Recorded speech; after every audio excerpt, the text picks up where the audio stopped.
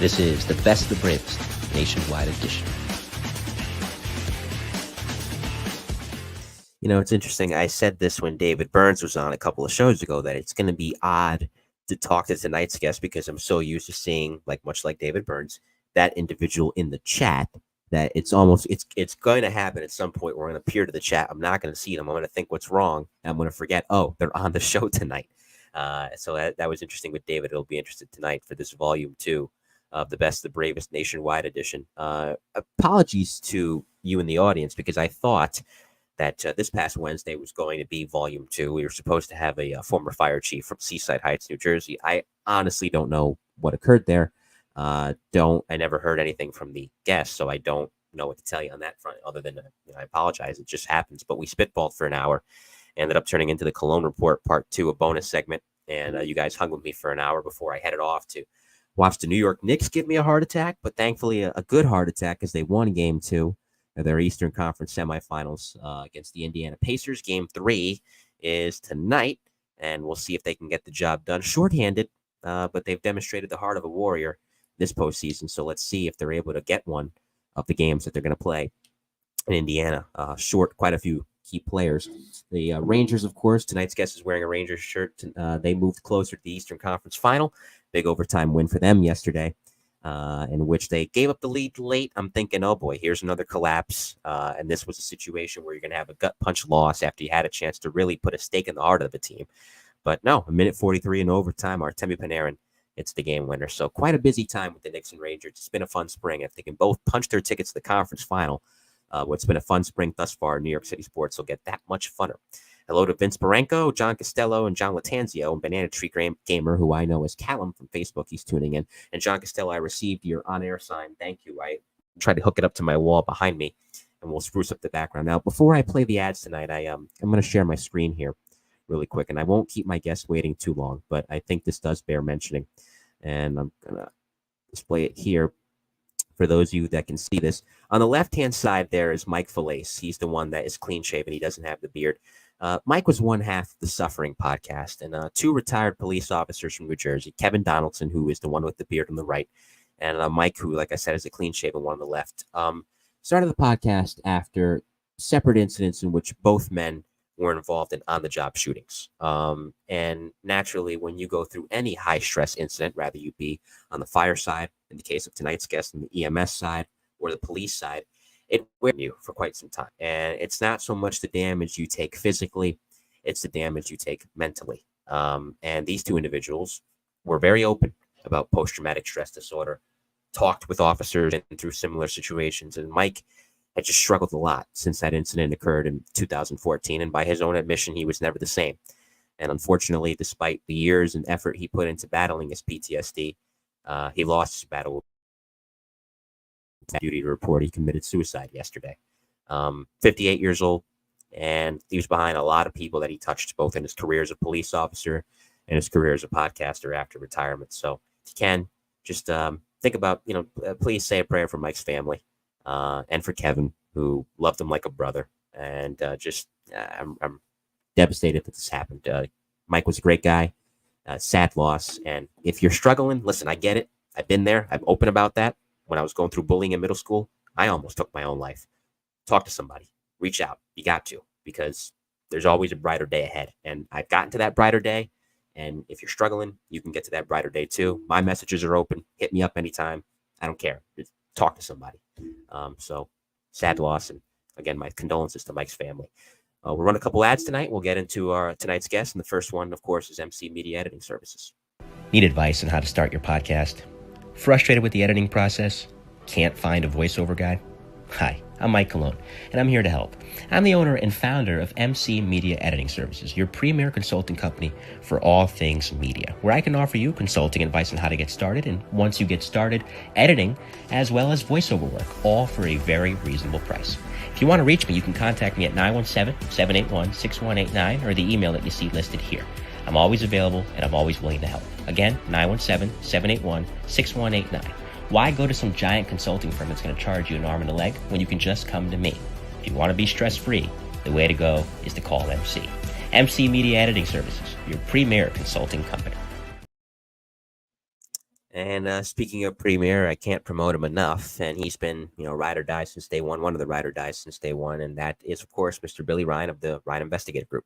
The Mike the New Haven podcast is proudly sponsored and supported by the Ryan Investigative Group. If you need an elite PI, look no further than the elite Ryan Investigative Group, which is run by retired NYPD detective Bill Ryan, a 20-year veteran of the department who served the majority of his career in the Detective Bureau, most notably in the Arson and Explosion Squad.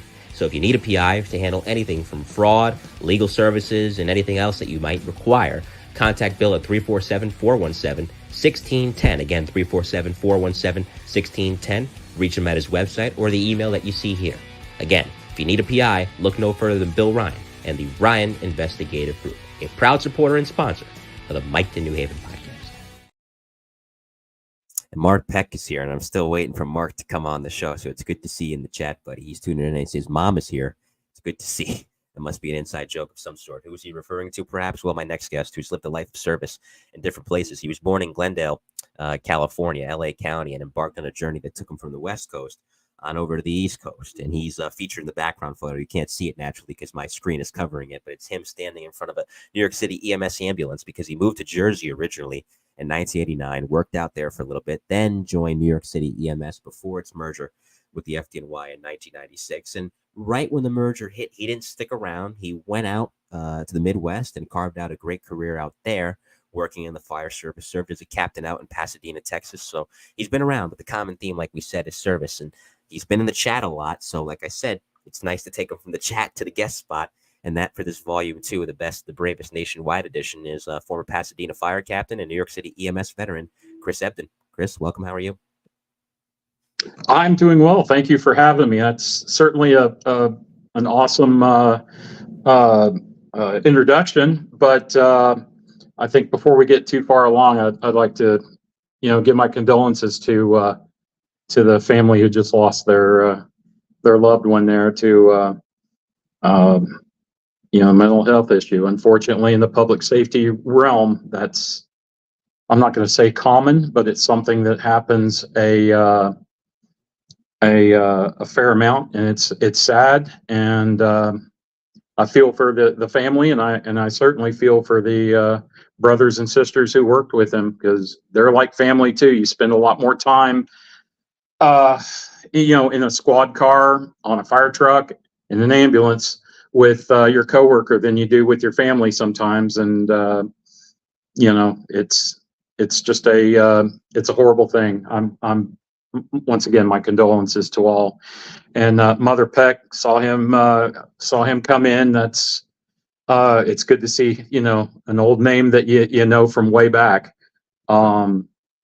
He's certainly a legend in our community. So yeah, awesome to see him. And of course, John, and I'm sure a couple of the other guys will be jumping in at some point that usually jump on. You see them on chat and stuff. And anyway, good to be here. Good to be here. It's good to have. It's good to have you. Mark says real quick, Mother Jugs and Speed. I was publicly given that moniker by a former early partner, Lenny Sadowski, stuck to this day. Yep, absolutely. Yeah, that's, on Facebook, in certain EMS pages and stuff, people still refer to him as Mother. Anybody heard from Mother, whatever. Yeah, so that's pretty funny. That's awesome. Mm-hmm. But so yeah, I was I guess kind of the story that got me into New York was I was born in Glendale, as you said. My parents were from Texas, and one of the things I remember from way back when, they were on a business transfer out to California, out to LA area there, and we lived in the mountains above the Rose Bowl. So it wasn't a bad place to be by any stretch. It was really nice, pretty, other than smog, obviously, back then. It was out of control. But my dad was kind of a buff because he had worked as a first aid guy on an ambulance as a kid. And if we heard sirens, a lot of times we would jump in the car and go see where they went. And one of the first things I remember is seeing the old squad trucks, the pre-emergency days, but the paramedic trucks. They were still in Dodge. They were in D500s or something like that. I can't remember the model name, but same type truck, a little bit different. In fact, same one used in the very first episode of Emergency. But later on, we moved to Houston. They got transferred back. So there, my dad got me into listening to a scanner. One of his favorite things was sitting outside on nice days, which, you know, it's pretty limited in Houston. You know, it's either too hot or too cold. But on the really nice days, he'd sit in the backyard, have a cigar, and listen to a scanner, and maybe have a drink, and, you know, read the paper or read a book, whatever. And if we heard anything interesting or big or whatever, jump in the car and go chase it down. And so we were kind of, he taught me how to be a buff early. And of course, when Emergency premiered, you know, that was it. You know, I really wanted to do rescue, and not just the rescue stuff. I mean, I really did appreciate the quote unquote technical rescue portion of their show, but also the EMS side of it really interested me. I feel like I may be one of the few that actually wanted to go into the EMS world, as opposed to the people who do EMS to get to fire or you know, that kind of thing. But you know, I know a lot of guys like City of Houston EMS. They would prefer to be on suppression, but for the first few years, they're forced to ride on the ambulance. So, and that's not necessarily what they all call fun. Of course, there's going to be some who enjoy that, and they do enjoy getting the good feeling of helping out people.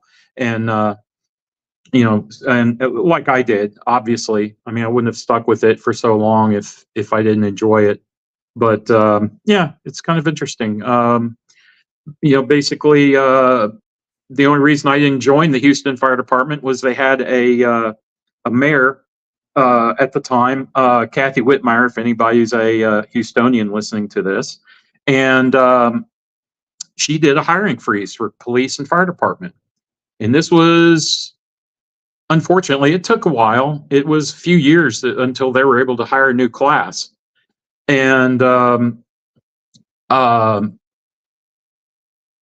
basically, I got tired of waiting, basically, for them to start hiring, and that's how I ended up moving up to New York. I kind of skipped over the fact that I got my first EMS certification in, I believe, 1983. So I'm kind of old, needless to say. I just turned 60 this past year, so I'm pretty ancient. But I got my first cert when I moved to Galveston, Texas, and that was very, very good for me because Galveston was a very progressive, I'm going to say bleeding edge EMS service. Literally the year after I left down there, they won EMS Service of the Year from EMS Magazine. So, I mean, they were doing some really good stuff. I didn't work for Galveston EMS, but I was able to ride along with them during my class. You know, you do your clinicals. Well, the guys teaching the class were Galveston EMS. I did my clinicals with EMS, and I got to be friendly with a few of them. And they said, hey, you know, if you want to come down and ride, I mean, you know, they don't mind an extra hand on the truck, obviously, you know, a gopher, you know, and somebody to carry equipment in. And then, of course, I learned so much from them. One in particular, this lady named Sharon Atwell, she was a Army nurse. She also flew with Lifelight, and she worked with Galveston EMS. So I mean, her whole life was centered around health and pre-hospital care. And she taught me just a ton of stuff. And of course, there's other guys down there that did the same. Chris Austin. There's a few that were just like legends. Just amazing guys. And the ones who took interest in teaching me, I took it with me when I went to New York, when, you know, like you said, I was in Jersey for a short time. So, you know, I really have to give a shout out to them for taking a youngster that was green, completely green. And, you know, at times they had to, you know, sit there and explain stuff when they really probably didn't want to. But they were all good lessons, and like I said, lessons I was able to take with me down the road, and I did, and it really, they were my baseline knowledge of healthcare and how to treat people and how to deal with people in homes, the families, the, you know, bystanders even. Of course, that became a little more sporty up in New York, in Bed-Stuy, Brooklyn, but that's down the timeline a piece, obviously. But basically, while I was volunteering riding with Galveston EMS, I had a friend that was out in another Sharon, who was out in Crystal Beach, Texas. So that was my first actual volunteer EMS, where it was myself and another person on a crew. And that was it. And we were, you know, running the mean streets of Crystal Beach, which it's just a quiet beachfront city, and no one actually lives there hardly. It's really just a summertime vacation place for most. There are a few people who lived in there as well, but so I was with the fire department there and the EMS. Those were my first real places to volunteer. So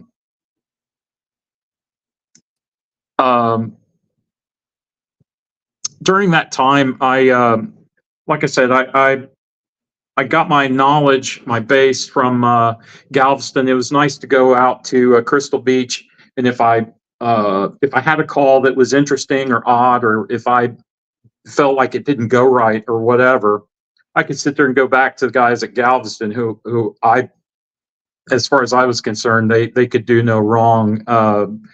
You know, and they would tell me, they'd sit there and listen to my story, and they go, well, what about this? Well, did you think about that? Or could you have done this? Or what about the other thing? And it was just so awesome to be able to get that feedback. And like I said, you know, it's just stuff that you could never put a price on. It was like gathering gold. And you know, there were mistakes made, and whether transport decisions by ground or by helicopter, because you had to come across a ferry to get to Galveston Island to get to the trauma center. So, you know, there was all sorts of things where, you know, you might sit there and go, hey, they told us to do this, and they would sit there and go, yeah, that was the right thing to do, and this is why. And that's cool stuff. But after Crystal Beach, I moved back to Houston, and was running around on private ambulances doing transfers, which is kind of like everyone does, paying their dues. And that was obviously, there was still a lot of good learning to be done, because you get patients charged, you read about their problems, you read what they're going, maybe you're taking them for testing or what have you, or from a hospital to rehab, whatever the case may be. If you were interested, you could actually learn some stuff even in that realm. You know, some people would take the time and do that. Some people wouldn't, you know, and you know, they're getting the job done, but like I said, I kind of used it to learn a little bit more about what was going on with the patient. And once again, if I had questions or whatever, I could always call my old buddies down in Galveston, talk to them about it. But I got fairly tired of that, and fairly quickly, because Houston is, it's got the medical center, so there's just, you could have probably 60 transfer services with I don't know how many trucks, and everyone would still have busy days because there's so much going on in the transfer world. But I found out the city of Pasadena had a private service that was running their 911 contract. So I went to work for them, and that was my first real 911 experience. And it was an interesting town because we had chemical plants, we had obviously residential, lots of open roads at the time. I mean, like I said, I'm old, so lots of traffic accidents with vehicles that had no safety equipment, to speak of, at least not like now where everybody's, got airbags everywhere to, hopefully keep them intact-ish. And oh my gosh, it was amazing. We had shootings, we had stabbings. Oh gosh, we had ghillies. So anybody who might remember the movie Urban Cowboy might remember that was based at Gillies Club. Well, there really was a Gillies Club, and that film was shot there. And what they don't really show as much in the movie that I can recall, it's not like I've seen it recently, but there was a lot of drinking going on, a fair amount of Gillies beer and Lone Star beer. And unfortunately, a lot of people who drink get violent.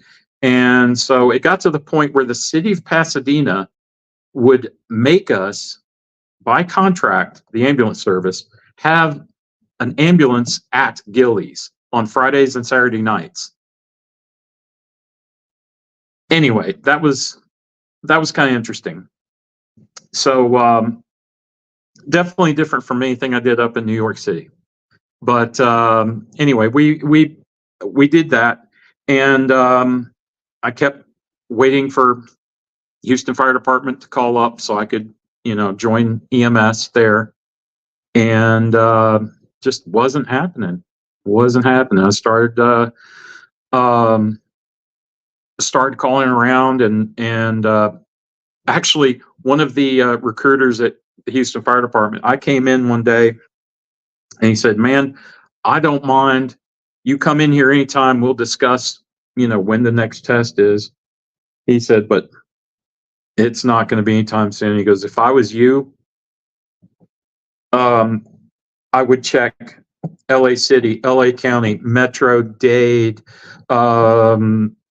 He listed off a bunch of the busier fire departments because he knew I was kind of, I don't know, touched, I guess. I don't know. But he knew I was interested in actually doing the job, and said, if you want, the last thing he said, he said Boston, obviously. And he said, if you really want to do either fire suppression or EMS, the busiest in the world is New York City. So he said, try that. And I said, I think what I'd like to do is I'd like to go do EMS in the city, and then, later on go to fire. And so that was kind of my plan. If I just figured that might be the way to go. Packed up all my belongings, went to, finished one shift at my on my 911 truck, got in my little car, and 24 hours later, I was in New Jersey. And I had a friend who lived there, and he said, "Hey, until you figure out where you want to live, you could stay at my place in Saraville, New Jersey, home of Bon Jovi, and the Hunka Bunka Club, for anybody who's local there." And he said, find a place to live, whatever, take your time, but you can stay here. Well, obviously, you know, that got old pretty quick. Saraville's not really close to Fort Totten, where the EMS Academy is. And, but I really enjoyed my time in New Jersey. It was, you know, Saraville's fairly quiet, and, you know, turned out one of the guys that was in New Jersey was in my academy class, and he's, you know, he kind of took me under his wing and said, "Hey, man, you know, if you want, you can volunteer for Union City." And I'm like, "Well, you know, I can do that. What the heck, right?" And so I was with them for a while, but then later on, I moved out to Long Island because, you know, that was just the better way to go, I think, for you know, for working for EMS, for me anyway. I didn't really like having to go over bridges and stuff like that, particularly, or, you know, use the tunnels unless I had to. So basically, it was, I guess, what's really I don't know who Banana Tree Gamer is, but I appreciate the fact that he says I don't look a day over 50. Anyway, so when I went to the EMS Academy, first of all, it was, you know, I was going through a huge culture shock because Houston, Texas, of course, is a big city. What, fourth largest in the country, maybe? Yes. If I'm not mistaken. But of course it's spread out. I mean, you can drive for 2 hours and not reach. Of course, in New York you could do the same, but that's only because of traffic. Sorry, I'm just kidding. But no, it's you know, so large city, lots of people.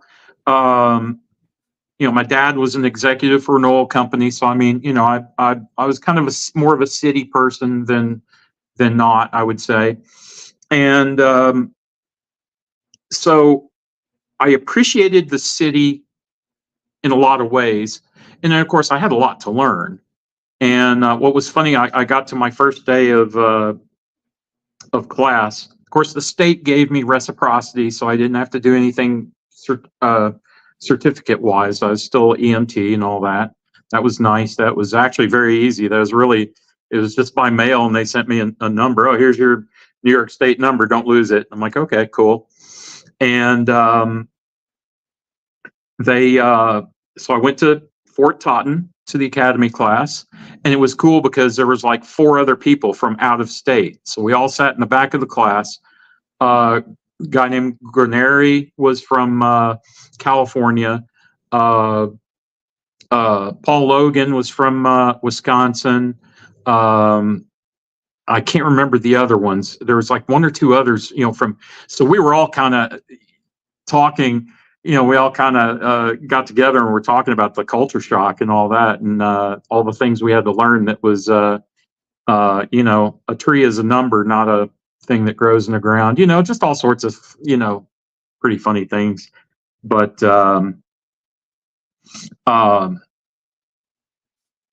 almost got kicked out of my academy class. That was pretty awesome. There was a Lieutenant Tahaney.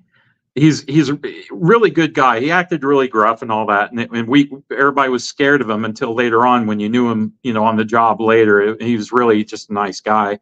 But he said, "Everybody put your driver's license on your desk," you know, because he's the EVOC teacher, the Emergency Vehicle Operators Course instructor, head of EVOC. So I pull out my Texas driver's license, put it on the corner of the desk as he said. I'm kicked back. I'm like, you know, hey, this is cool. Well, nobody told me that I couldn't do EVOC without a New York State driver's license, which, you know, I guess makes sense, but it just somehow slipped through the cracks that I'm coming from a different state, and nobody, you know, told me you better get this hooked up before you start. And so literally one of the guys in my class, a guy named Mark, said, "Hey, no, it wasn't Mark. It was another guy. Anyway, he was nice enough to go, "Hey man, I know you're having an issue. I can get you proof of residency, and you can go down and get your license." So I did, and he was nice enough to give me receipts that said I lived at his rental house and all this. And anyway, wasn't entirely 100% true, but it wasn't like I was trying to pull over some sort of fraud. I did live in New York State, and I needed a driver's license quick. So I guess the point to that story is, like a lot of people around the country, they think of New Yorkers as not very nice, or hard to deal with sometimes and all that, and they don't get that New Yorkers are really good people. And if they don't like you, they'll let you know, and that's cool. I'd rather know that than have sit there and have somebody smiling to my face, which kind of happens a lot more down south. They'll smile to your face, but they're putting the knife in your back. So like I said, he helped me out. He didn't even know me. No, we're just thrown into this class together, and he helped me out big time. And Lieutenant Tahaney gave me time to go get the license. I went down and got the license that afternoon, or a paper copy, whatever. And so that kind of worked out. But the same went with everywhere I wanted to move. Somebody would say, "Hey, I know somebody. I can hook you up." And it wasn't like they're getting anything out of it. They're just legitimately helping me out. Paul Logan helped me to find a place in Patchogue, New York, which is out on Long Island. It's in Suffolk County, or East Cupcake County, if you will. And great fire department. He said, "Hey man, if we want to join the fire department, join the fire department." I was like, "Join the fire department." I was in engine company number 1 with a bunch of really cool cats. And they go, "Hey, you want to join the racing team?" I'm like, "Well, what's a racing team?" And they explained that they have these fire department races in the summertime, usually on a Saturday. Sometimes they'll have a parade before, and the races are really, they're just really genuinely fun. And they have 2 different trucks. One truck's a little bit bigger and slower. The other one's small and really fast. An A truck and or a B truck and a C truck, C rig. And unfortunately, a young man had passed away on the truck. That's why there was a opening, and they were nice enough to let me come in, and I could never fill his shoes, but I did take that spot on the team. And they let me do a few different a few of the different types of competition that they had. And then and that was fun. It was good bonding events and stuff like that. And so it's fun at being out in Long Island. And then I did later on move to Elmont, joined the Elmont Fire Department. I was with their heavy rescue company number 1, which was awesome. I loved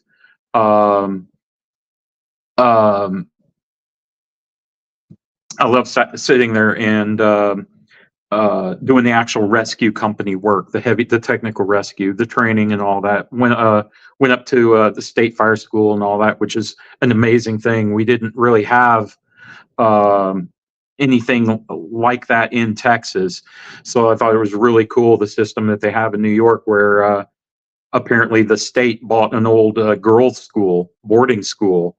And so it had its own, kitchen. It had its own dorm rooms and all that. And they made a great fire academy. And so that was awesome, because you could go up there for a whole week. You're not paying for a hotel and all the rest of this stuff. And it didn't cost anything for a New York volunteer firefighter. So it was awesome. It was good stuff. It's good training. And that was it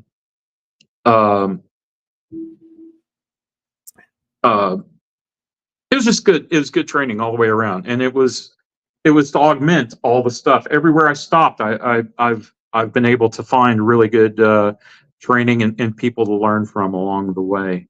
So I guess I kind of circling back to the EMS side. Needless to say, it was so fast paced.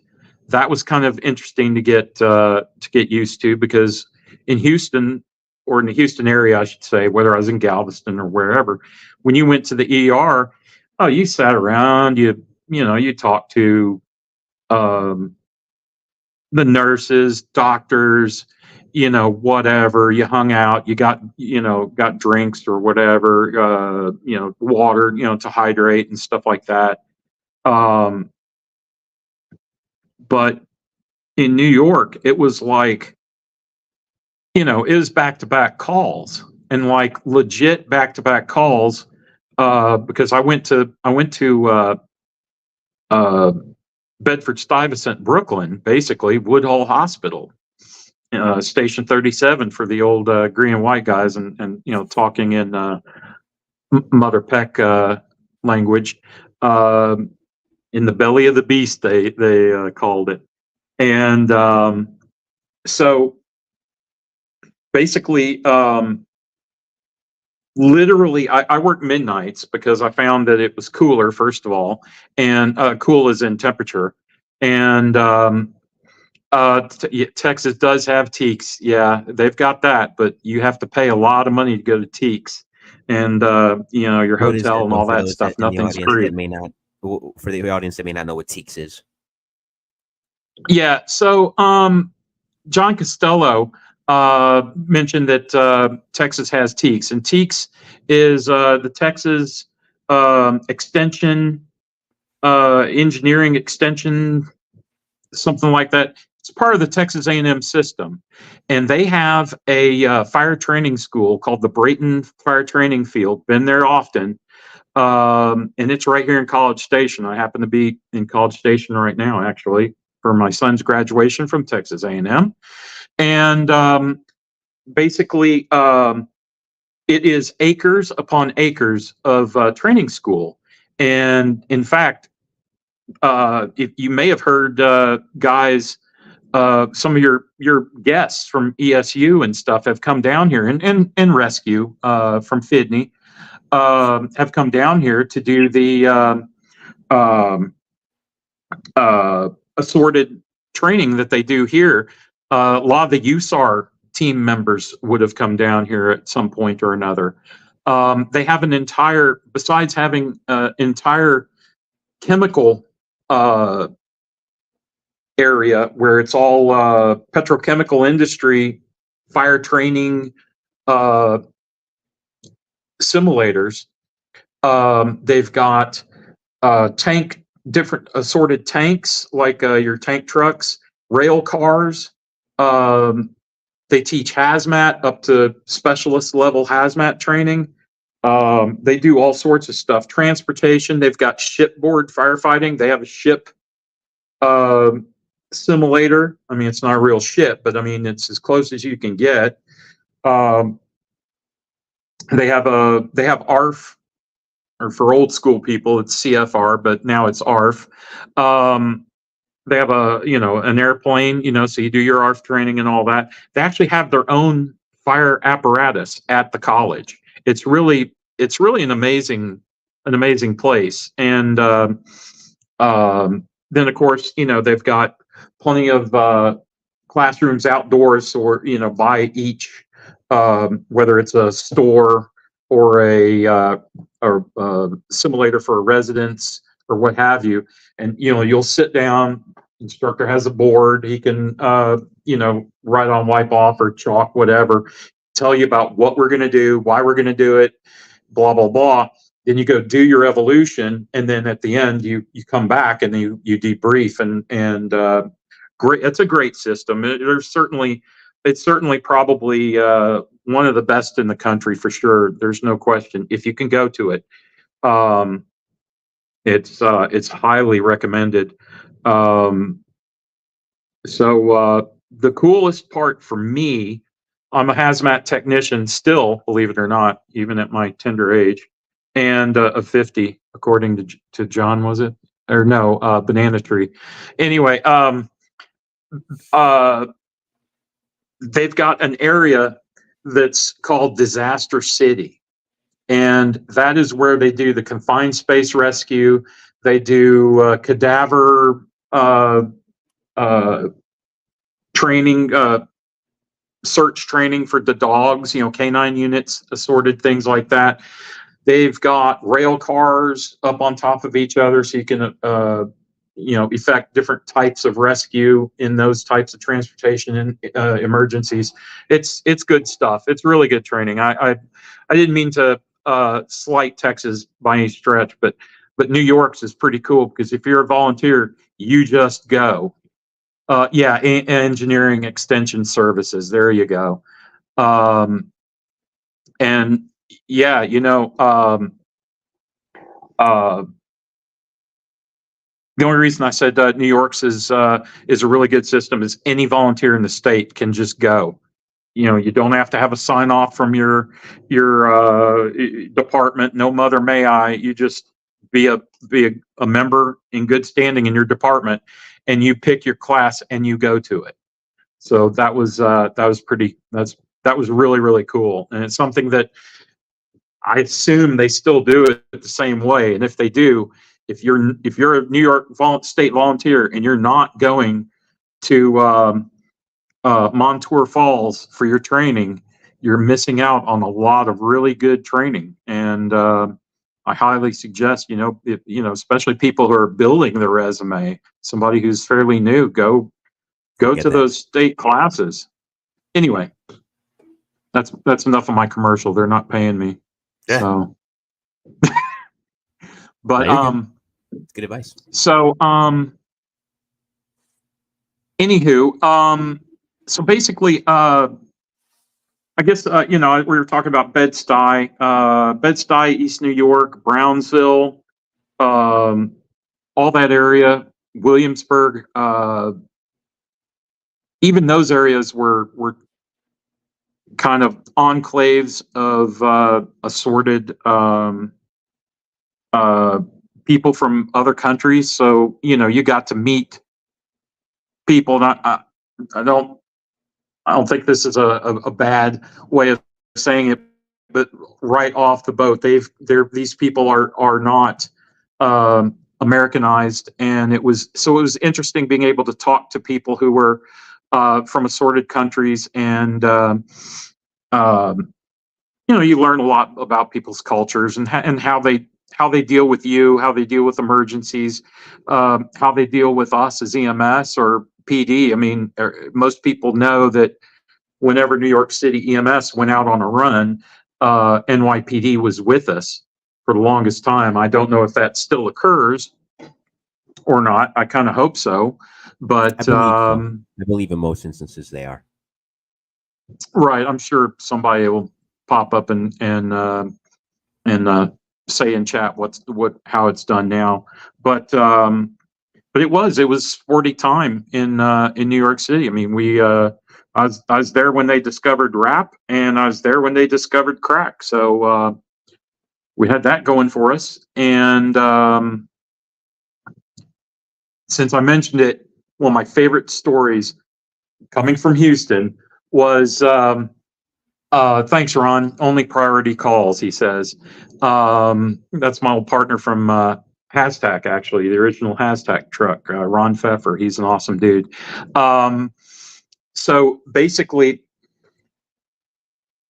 the early rap days, the kids would go out on the corner with like refrigerator box, corrugated, what do you call it, cardboard boxes, and they would cut them up and lay them out, and they would do break dancing on them.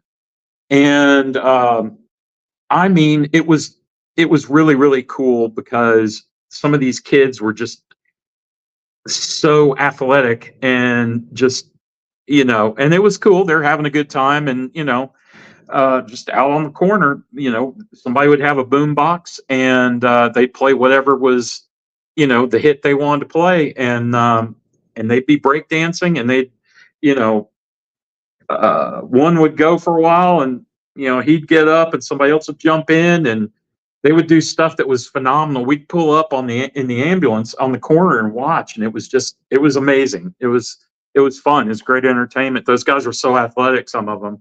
And if people don't know what breakdancing is, any kids out there, yeah, maybe look it up on YouTube. I'm sure there's some good stuff. But man, they would, these kids would be just going, and I just thought that was awesome.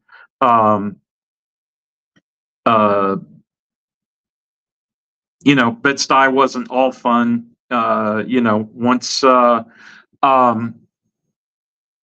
Once they discovered crack, obviously there were crack wars. Different gangs would fight over, a corner. God forbid they just go to another corner around the block, but it is what it is. And there's plenty of books out there written by guys who were in the 8.3, the 7.5, whatever, and you can read all about it. And of course, a lot of your guys who are on ESU have mentioned stories of working those areas as well.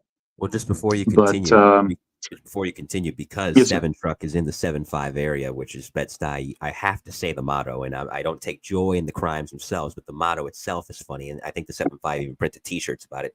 You give us 22 minutes, we'll give you a homicide. That's how bad it was back then. And small area, too, only a square mile, but that was the most violent strip in New York City. Right.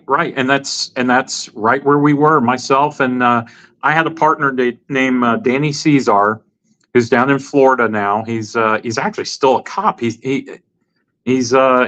working right now as we speak. And he's younger than me, so I guess he still has a year or two. But it just he and I were both extremely. Some people call it Buffy or whatever, but we wanted to do the job, and we knew that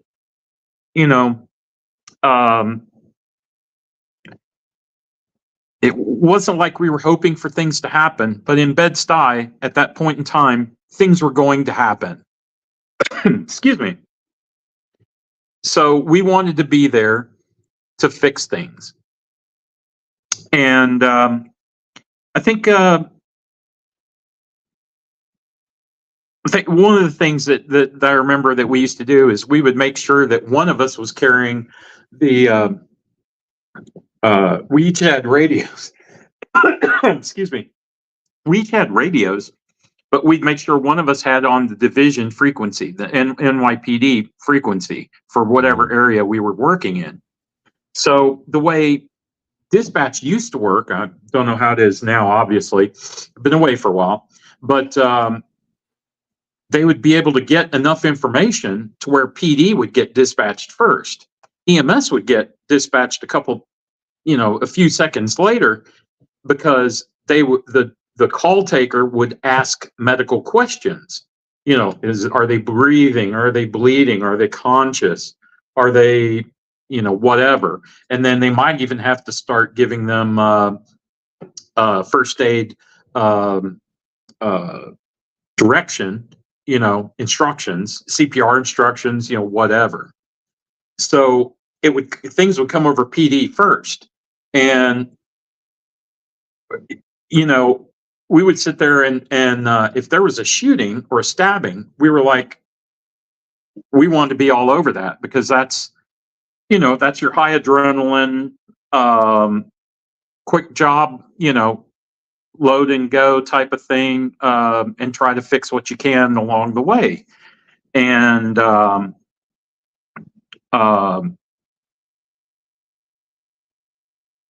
it was definitely more exciting than sitting there and doing the oh my gosh. It was definitely more interesting than doing your typical, I've been feeling sick for 3 days. Well, and you called at midnight for an ambulance.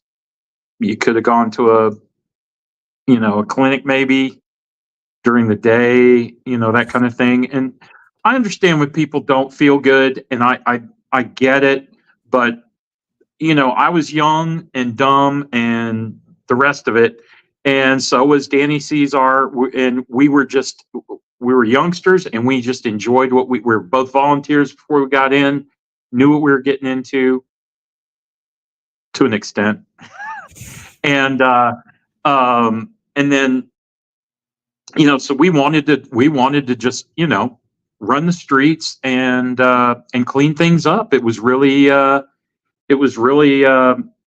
adrenaline rush, and I'm not saying that that's the motivational factor. I'm just saying that was a byproduct of going out to say, okay, I'm going to do my job, and all that was, I got to tell you that it was definitely the thing. We were definitely into doing jobs. So we would, like I said, we would buff calls off PD, and that worked out well for us. We did at one point. Bobby Leonard, who was working in headquarters, he's a friend of mine from way back, from the streets even. He went into the Office of Public Information for EMS. And at one point he told me, he goes, "Hey man, did you know that your ambulance was the busiest ambulance in New York City last quarter or last month?" Something, I can't remember how they were grading them. I'm like, no, but believe it or not, yeah. And so that was kind of cool. I mean, it's pretty interesting little stat to have. But while we were in Bed-Stuy, another interesting a call. I haven't really been getting into much in the way of the war story stuff, but we got a 911 call for a shooting, and it hadn't even come over. I don't think we heard it over PD, but anyway, so we ended up going to a shooting in Williamsburg, and it turned out to be a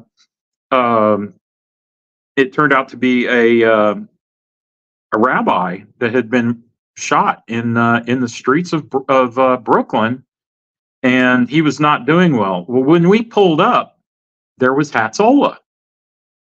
For those who don't know, Hatzola is the ambulance staffed and paid for by the Jewish residents in each area. There's some upstate, there's some out on Long Island. Hatzola is in a lot of places, and they even recently started an air transport service. It seems pretty amazing, but doing fixed wing transports, not like life flight type stuff that I can see. But anyway, we pulled up, and I'd heard, hey, you know what? They don't get along well. So, just be careful and don't say anything. Don't just mind your P's and Q's and be thoughtful. That's all. So I sat there, and so we get there and we jump out. We don't grab anything, no equipment. And we walk up, and I'm like, "Hey guys, is there anything we could do to help you?" And I could see it was I didn't know he was a rabbi. I just knew he was an officer of the church of some sort, just by his dress. And they said,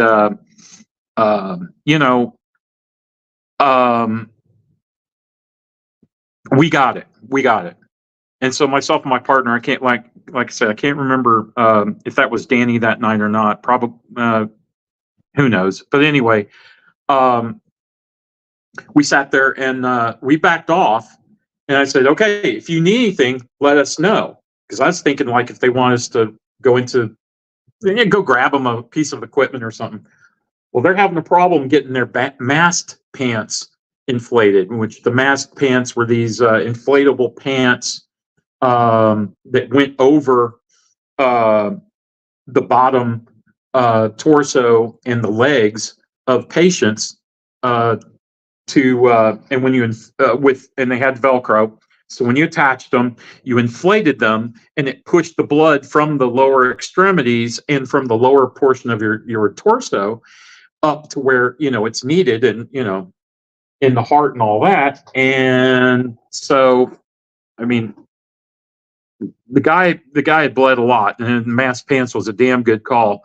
And so they're having a problem with it, and I don't know what the problem was right offhand, but they said finally one of the guys he stands up and goes, "Can we borrow your mask pants?" And I'm like, "Yeah, of course." So we went and gave him our mask pants, and you know, they were kind of sheepish having to ask, and I almost felt bad for the guy. I'm like, I mean, we're all on the same team, we're doing the same thing. I would have done anything for the guy, but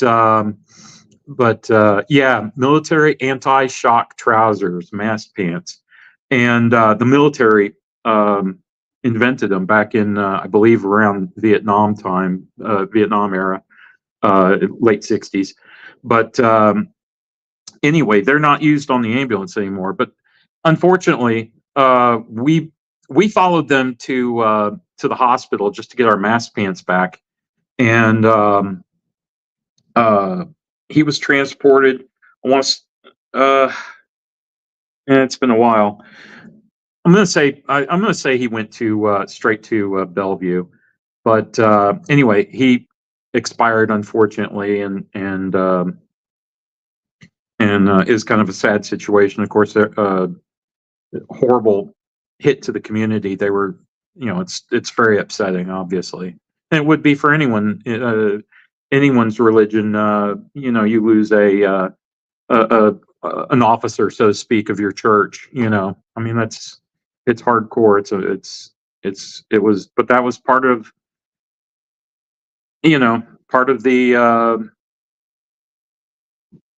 part of the differences between working in Houston and New York. Having a separate ambulance for the Jewish people and all that. And it was that was interesting.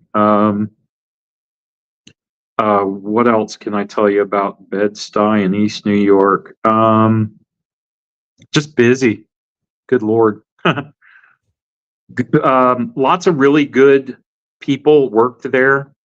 One of my buddies, Carl Borovica, he just passed fairly recently, and he took me under his wing early on, and gave me a lot of, hey, this is how things work here, and gave me a lot of direction and stuff like that, and he was really cool. He's just a good guy all the way around.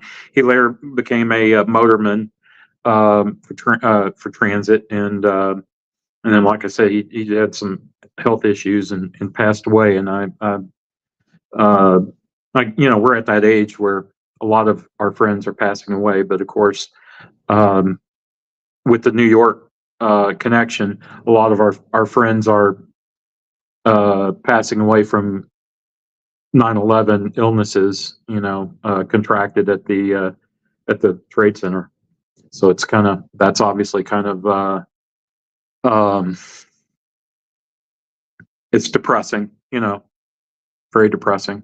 But thank God I missed out on that. I hurt my back on the job, and they kept putting me back, and I kept re-injuring, and finally I just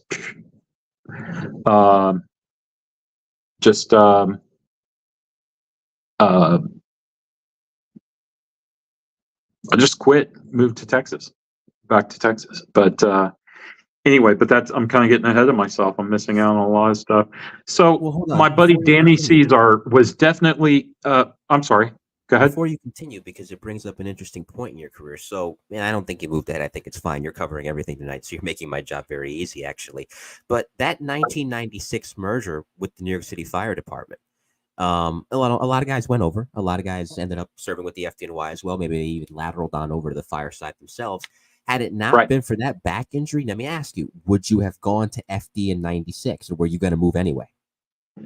So I actually made it through the merger. Just not very long. So in fact, my last pay stub said New York City Fire Department. Really? Yeah. But I really don't, I really don't think that I would have stayed long, and I certainly couldn't have gone over to suppression because, I kept, like I said, my back kept hurting me, and I really needed some time off because now my back's fine. It really was a matter of having time off. When I got down to Texas, I said, I wouldn't mind volunteering, I guess, not EMS. For some You had it. reason,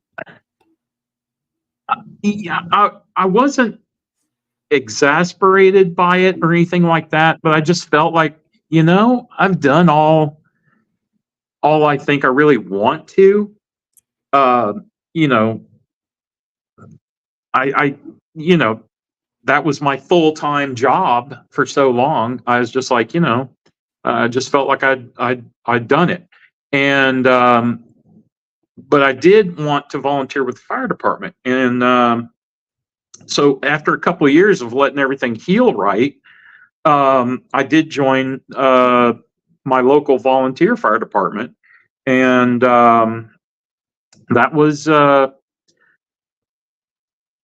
was kind of an interesting experience because after working with volunteer fire departments out in New York, where they've been doing it for hundreds of years, well, over 100 years, let's put it that way, not hundreds, but necessarily. But there's companies celebrating their 100th anniversary, 150th anniversary, just like FDNY. They've got companies that have been around since the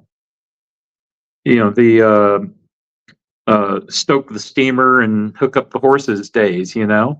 So which is really cool. I enjoyed the history of FDNY immensely. I enjoyed going into those houses as well, and I certainly I'll circle back to that.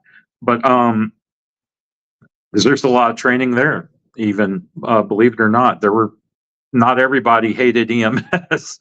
Luckily, namely the guys at Rescue 2 were very, very nice. They would let myself and my partner stop by, and they'd always offer, hey, let us know when you're coming into work, and we can put you in, and you can come have dinner with us and all that. Well, unfortunately, it wasn't that easy when you're on the bus, but it's nice of them to offer, and they're really cool. And I used to go over there while Ray Downey was captain there, and in fact, I was there when he got his first shipment of his book on heavy rescue called, Heavy Rescue.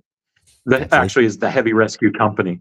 But it was awesome because he signed it to me in the whole 9 yards. And of course, anybody who's into the history of FDNY knows that unfortunately Ray Downey passed on 9/11 at the Trade Center, and so that's kind of makes it a little more special because he's no longer with us, and I've got that physical remembrance. Not to mention, it's a great book to learn if you want to do technical rescue. But so I hate to skip around. But yeah, I didn't want to. I didn't want to leave out our friends on the FDNY side by any stretch. They're always, most of them were always always pretty cool with us. Guys over at 176, we used to hang out in front of their station just because EMS wouldn't let you stay at a station back then. Now they have stations. They would make you go out to a street corner that you're assigned to, and that's where, if you didn't have a call, that's where you were supposed to sit. And within a certain number of streets, or quarter mile, whatever it was, but you were supposed to be at your It's called a PAR, Primary Area of Rove, as I recall. Mother Peck would probably be able to help me out with that one, I'm sure. Or Primary Area of Response. Anyway, it's a street corner. And so at one point, I was on a unit that was assigned to, I want to say Broadway and whatever the cross street was, right down the street from their firehouse. So we used to hang out in front of there, and they would come out and talk to us sometimes, or we'd see them coming in and out. They were busy companies. They had a field comm and a ladder and engine there. So, yeah, thanks, Mark. Yeah, primary area of responsibility. Okay, I knew it was PAR, but anyway, they so they were cool. And at one point, we got one of the lieutenants asked, "Hey, can you guys teach us how to use a KED?" I'm like, "Man, I didn't know Chauncey Street." Thanks, Ron. They were pretty cool because they would, we've got KEDs. I'm like, I didn't know they were giving you guys that. I don't know. We picked them up at the hospital. so they went to get backboards and they found a KED and they're like, "Hey, can you teach us how to use it?" I'm like, I'm like, "Well, yeah, sure. I mean, why not?" And they would, we would go on to, go for however many nights to get all their guys on the ladder truck trained on using the KED, and they seem to appreciate that, So it's kind of cool. Then, like I said, some of the FDNY guys, they didn't want anything to do with EMS, which I get, and didn't want any part of it for the merge or any of that, and that's it's understandable. But before I forget it, we were good friends with the with a lot of the fire department. Better friends with NYPD. Needless to say, we went on calls with them. Every single call got a cop car with us. It could have been a sick call. It could have been obviously a shooting. Anything. It all got us a police car with us.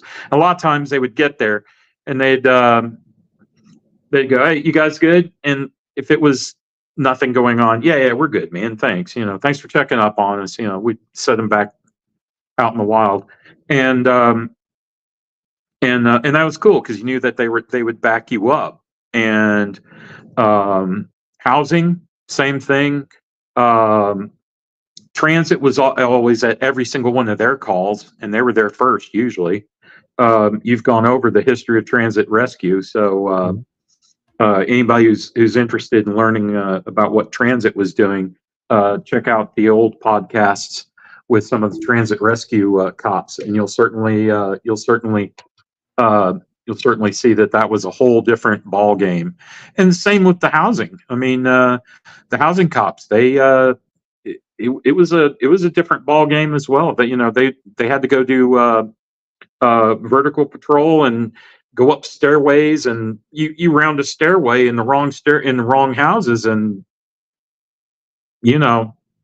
there could be problems, big problems. And so we tried to back them up. Once again, if we heard on our PD radio that there was a 1013, that's we're in trouble now, immediate danger. There's a 85, which is, "Hey, we need help pretty quick. Could you get here?" Right? 85 forthwith. 1013 is, we are currently in danger. This is no joke. Everyone drop whatever you're doing and go. And we would be one of those guys who would go on our ambulance. Not everybody did it, but like, myself and Danny Caesar was reminding me that we were coming out of a building, and basically we had cleared whatever the EMS call was, and all of a sudden there was a 1013 at the building that we had just left. So we turned around and got there really quickly. And so the original radio car guys, the two patrol officers were on scene, and I don't remember what the incident was that brought them there or why it happened, but they were getting beat up, and not beaten up by a couple people. It was a bunch of people, and we went in, and we're just EMS, man. I mean, we're we don't have weapons or anything else other than maybe a radio, maybe a flashlight, and we saw what was going on. And I mean, we started grabbing guys, pulling them off, off the pile, and trying to, moving them down the hall and stuff like that. And it was scary because all it would have taken was one guy with a gun to decide, hey, you guys are stupid, and that's it. But but you help. It's kind of like a family. He even said that. It felt like a family, sort of, because you knew the cops in your area. You probably knew your ESU cops for your local truck, and they backed you up. You backed them up. It was a really neat. What do you want to call it? I guess a neat synergy we had between the services, especially, like I said, the PD and EMS, and like I said, the same went with housing and transit, because you did the same transit, L trains or subways, and you did the same housing.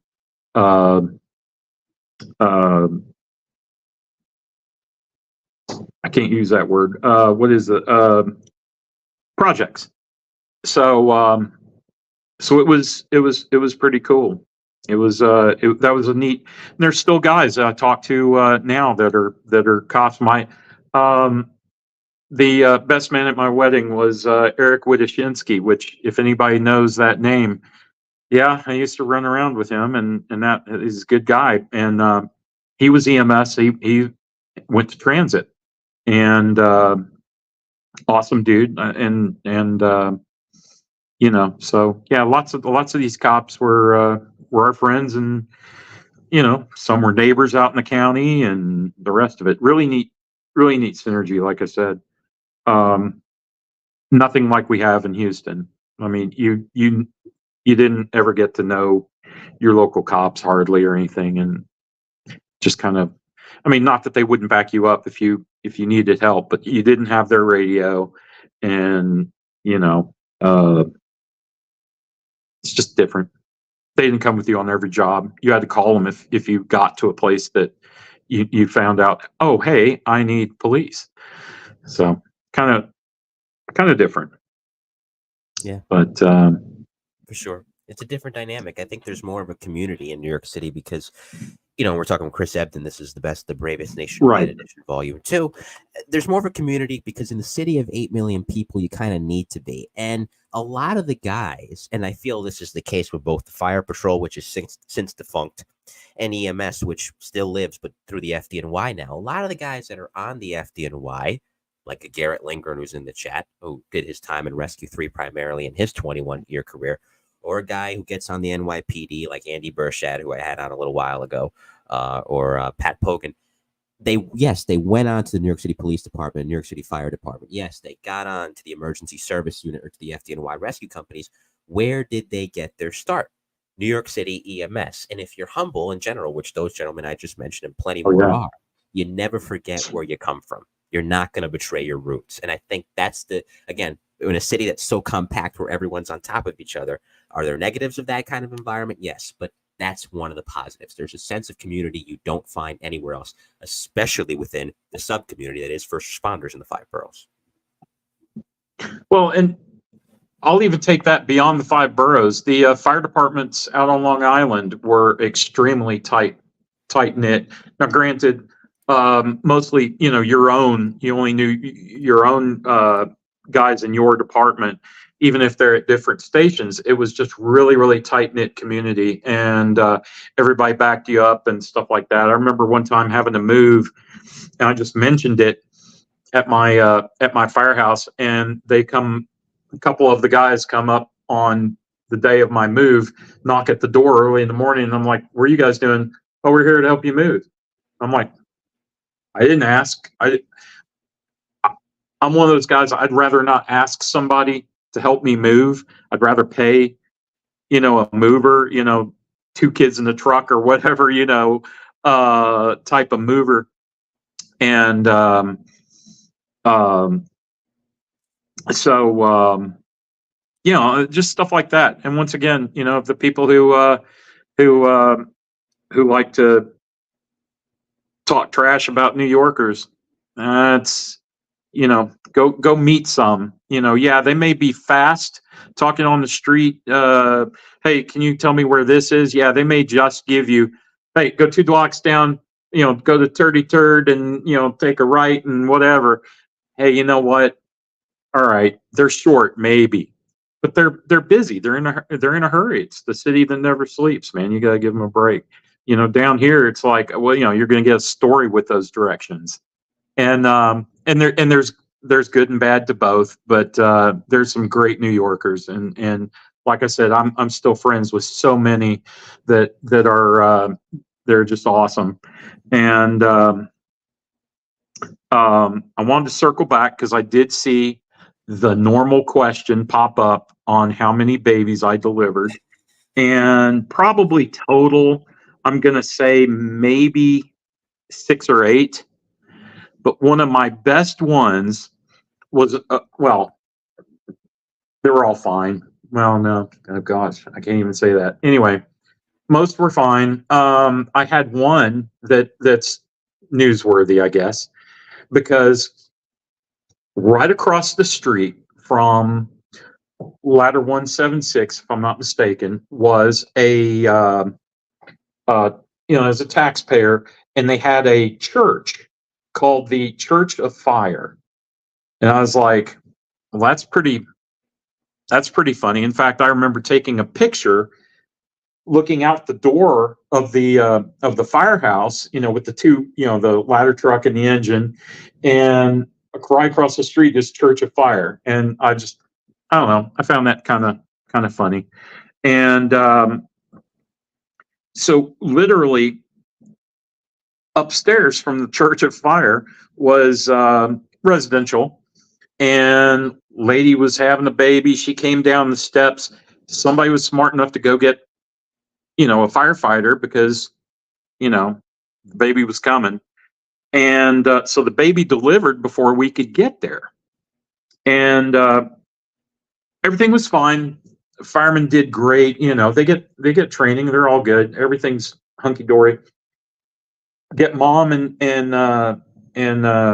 baby boy into the back of the bus, and we have to do paperwork because it's 2 separate patients, right? And get the mom started, blah blah blah. Then I start for the baby. I go, "What's the baby? Do you have a name for the baby yet?" Because some moms already have this pre-planned. And she goes, "I'm going to name him Blaze because the fireman birthed him." And I fell out of my socks. I thought that was like the coolest thing. So somewhere in Bed-Stuy, Brooklyn, or well, it could be anywhere in the world now, there is a Blaze who was born on the steps of the Church of Fire by the firemen, and he was born with a cool name to begin with. He doesn't have to have a nickname. I mean, what's a cooler name than Blaze? So I mean, there's a few, but you know what I'm saying. He's definitely not going to be in need of a nickname, I don't think. But I thought that was kind of funny. Right away, bam! I'm gonna name him Blaze. I'm like, okay, perfect. So yeah, so that's the storks. We didn't really, most of the time if we had a maternity call, It was is either a baby out or a baby in, which is how it came over on the computer. And most of the people, they either called way too soon or they called way too late. And so we really didn't do a lot of childbirth in the streets. And if we could help it, we tried to get them into the into the ER or up to the maternity ward, if possible, just in case there was a complication. Because in the ambulance, there's really not just a whole lot that you can do. I mean, there's some tricks, but you definitely wanted them in a controlled environment, preferably. And if it was going too quickly, we'd sometimes just stay at the house until tell dispatch, hey, we're going to be extended. In other words, we're going to be on scene longer, imminent childbirth, and we'd do it there. Try to do the best we could with what we had, which you don't get a whole lot with when you're in the ambulance and you're looking at a childbirth. But I actually enjoyed it. I know there's a lot of people, oh my God, no. I thought it was pretty cool. I'd had a good I had an actual OB clinical in Texas in my original EMT class that was at a state hospital, the University of Texas Medical Branch in Galveston. And I mean, I felt pretty comfortable after working there, because if you're a student, you're automatically going to every room and taking care of whatever need to be taken care of. And so by the time you left there, you'd seen quite a few childbirths, and you delivered at least a few. So anyway, so out in the streets though, there wasn't that many, luckily. But what else can I tell you? I know what. I'd like to circle back to the transit cops.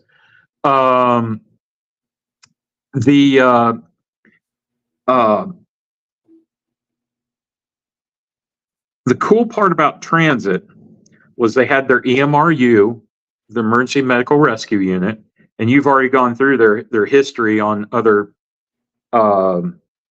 podcasts. But briefly, for anybody who might be new to the podcast, they were guys who were technical rescue gurus on subway and train disasters. And they were also EMTs. Some were actually paramedics. And I was lucky enough to be friendly with Sergeant Said. And of course the other guys who ran Brooklyn in that area. And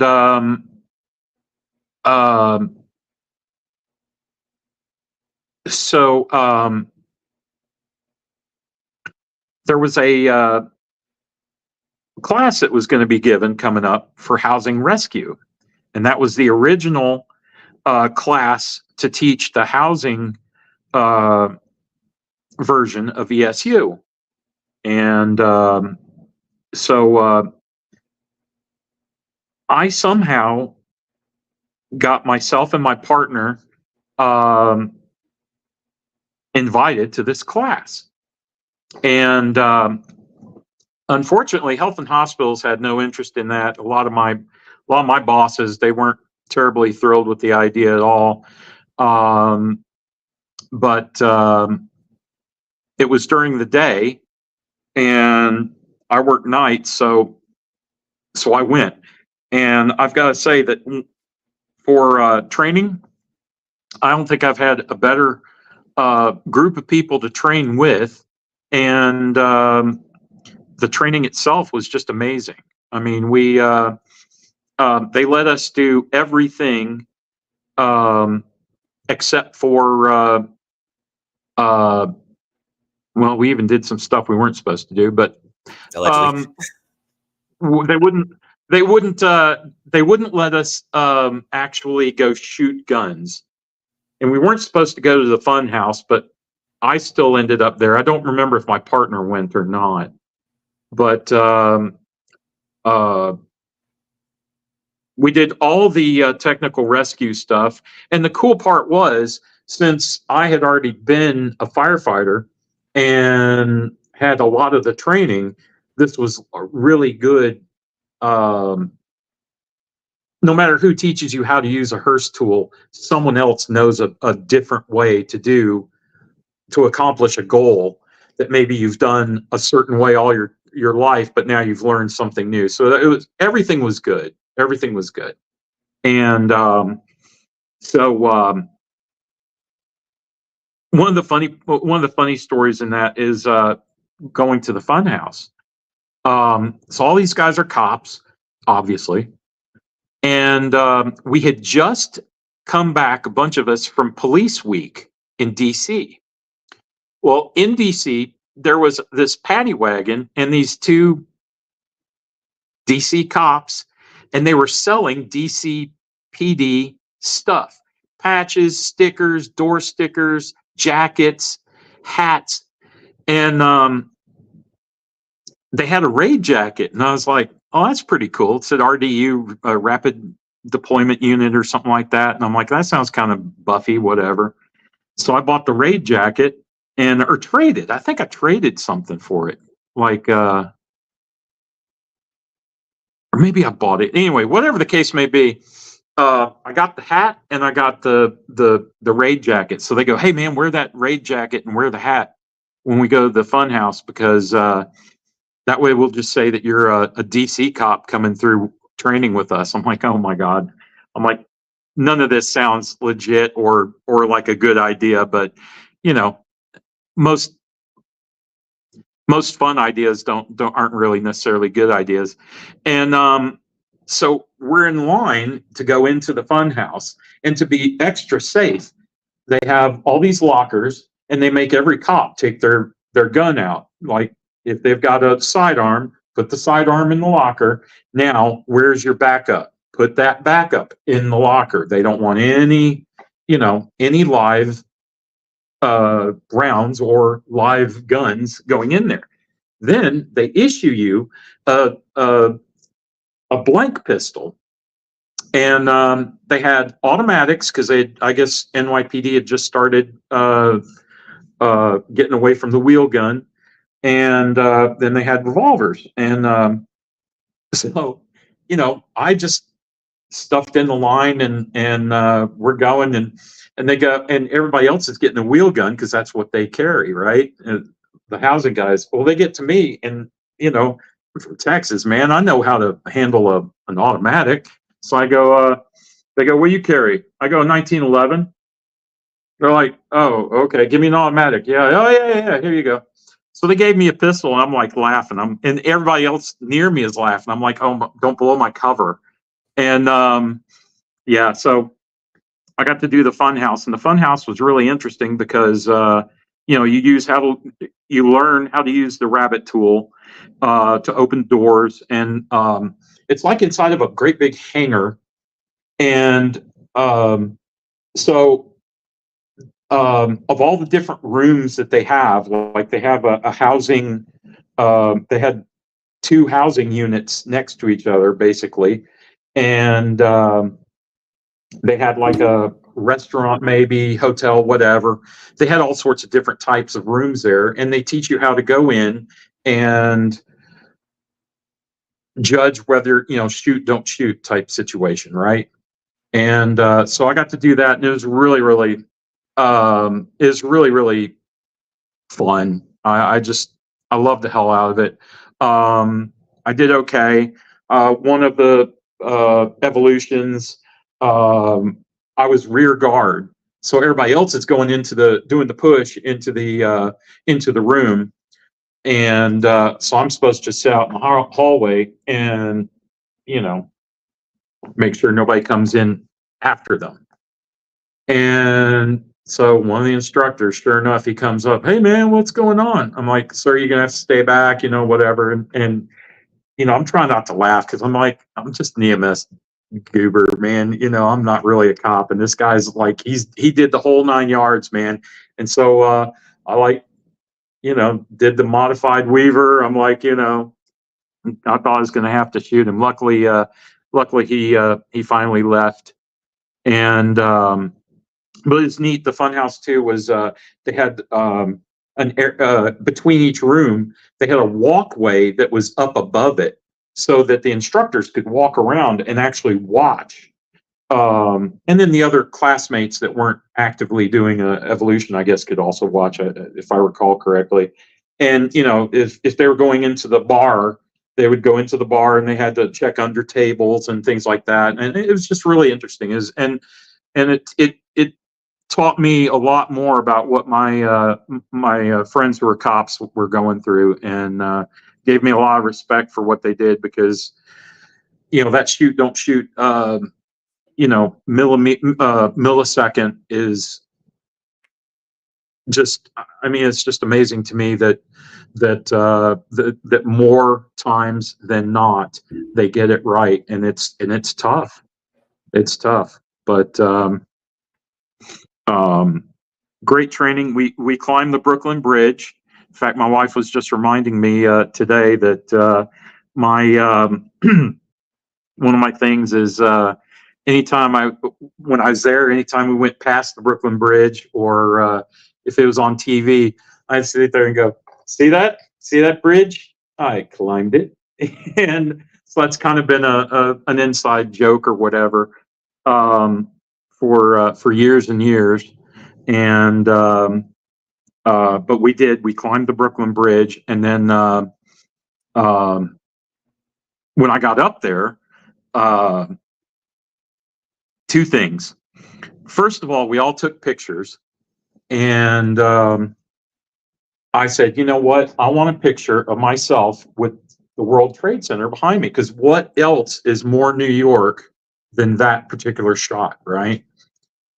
And so I did. I got it. It's one of my probably favorite pictures of all time. And of course, who knew later on, you know, the Trade Center would be gone. And unfortunately, a lot of the guys, not a lot, but a bunch of guys who were in that class were killed. You know, Vinny Dans and some of those guys. He was in my I don't know what they called it, a platoon or whatever. So when Sergeant I went to Cochran, training, too. it was John with Cochran. Vinny, and it was John. Yeah. And you know, so it was just it's a cool reminder, I guess, of those days that we were all in good health and happy, and those guys were you know, vibrant and just enjoying the hell out of their training, and I was right there with them. And I the ones who took me in as like one of their own, which was most of them, I really appreciate it. The training went with me everywhere. I really enjoyed it. Have to say thanks to Sergeant Said. Sergeant Said also taught the emergency psychological technician portion of it. And I tell you what, everybody in New York City EMS could have used that training in particular. And I mean, we dealt with so many EDPs, you know, emotionally disturbed people or patients, that we all could have used that de-escalation, negotiation type training in EMS. And if there was anything that I could change in any form of EMS, one of them would be, well, besides pay, you know, getting pay parity would be pretty optimal. So people wouldn't necessarily want to move to another job. They would want to do EMS and stay in EMS. But it would be get these guys the emergency psychological technician training, and then of course, they've already been addressing the mental health side of it, so that wouldn't be anything new at this point. But I'm sure there's places around the states that could still do better. We still have a lot of guys who, unfortunately, in public safety, all public safety, basically unalive themselves at some point, and it's just, it's sad. We discussed it at the beginning of this, and kind of a circle back to that. EMS guys, Bobby Smath, Larry Marks. I mean, there's just so many good guys that Larkin from my academy class. It's sad, but and it's tough. But so yeah, emergency psychological technician at from John Jay College. Apparently, they're still going strong. I never got my cert from there, unfortunately, but I sure got the training and sure used it. That's for sure. It's always a beneficial thing. I guess we can kind of tie everything together before the concluding segment in your career, where you look at between fire and your time in Pasadena and your time in EMS between Houston and New York City. Besides the pay parity, which you mentioned earlier, what do you like about where EMS is? What do you feel has changed for the better in terms of training? And once again, besides pay, if you could instruct right now, what do you think is a critical component of EMS or fire that is not being taught enough? Well, it's to tell you the truth, I don't think I have any good answer to that question, because I think that a lot of the better systems are really doing as much as I think they can. I mean, the simulations, the simulators that are out there, for both fire and EMS. I think the only thing would be is getting everyone to a standard. Maybe would be what I'd like to see. Not everybody has the availability to go to a New York Fire Academy, State Fire Academy. Not everybody has the ability to go to TEACS, the Texas A&M fire training school.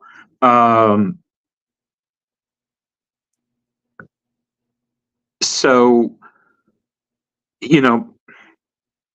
having the ability for these guys to get that kind of training, so that you're never going to know what it's like to go into a burning building. That's for sure. I don't care what they're doing to train you, or what kind of simulations they're doing, what kind of fire buildings. You can get an idea, and of course, in that training, you're going to know. You're going to do the evolutions enough to where you get the muscle memory there, so that when you're actually on a fire scene, you know what you're supposed to do in general. Obviously, things are fluid. Everything's different. Excuse me. I'm so sorry. Everything is different. And so you will have to adjust to each scenario that you're placed in. But those simulators and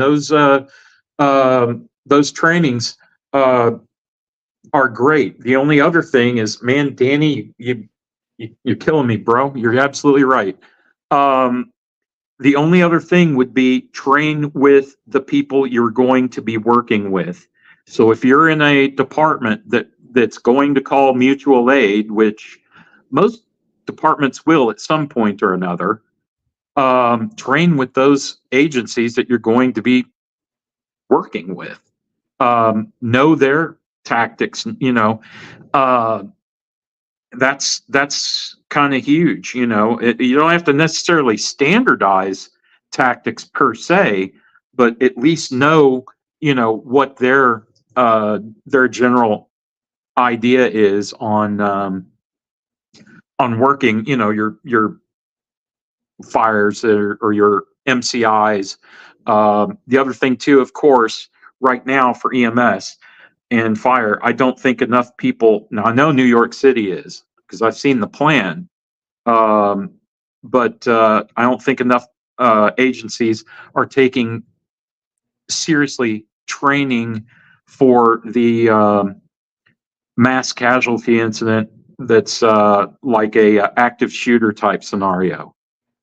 And so I do believe that that's probably something that I would like to see more of, if I was to pick a certain topic. Of course, a lot of the big cities are once again, they're handling the mental health issue. They're having critical incident stress debriefing after a major incident, things like that. So that's getting better, but there's going to be some places all over the country where they could have a 747 drop out of the sky, and they're not prepared, and it's going to be hard to be 100% or prepared for that, but at least sitting down and doing the tabletop exercise, if not a full scale exercise, learning how fire can assist EMS. Because, like, say, let's say a small town in Texas outside of Houston. If you're outside of Houston, you don't have the ability to get as many ambulances to a scene. If you have an active shooter at your football stadium, whatever, fire is going to need to help out. And if they're not ready to help out, like they don't know what to do, it's not going to be as helpful to the citizens as if they had maybe at the very least gotten a tabletop exercise together and discussed, hey, if we're, this is our ambulance service, this is EMS, and this is our plan if we have a MCI, and this is how we would like to have you guys help us, to augment us while we're getting EMS units to come in, from mutual aid, from wherever. And so anyway, that's kind of a that's kind of a thing I'd like to see a little bit more of. Okay. For sure. No, it ties it up well. And your perspective is definitely unique because we're talking about 3 decades worth of that perspective. So I guess that does bring us into the rapid fire. And as you know the segment pretty well, you have the outline right in front of you. So go right into it. Take it away. The first one's funniest call. Funniest call. I'm gonna have to say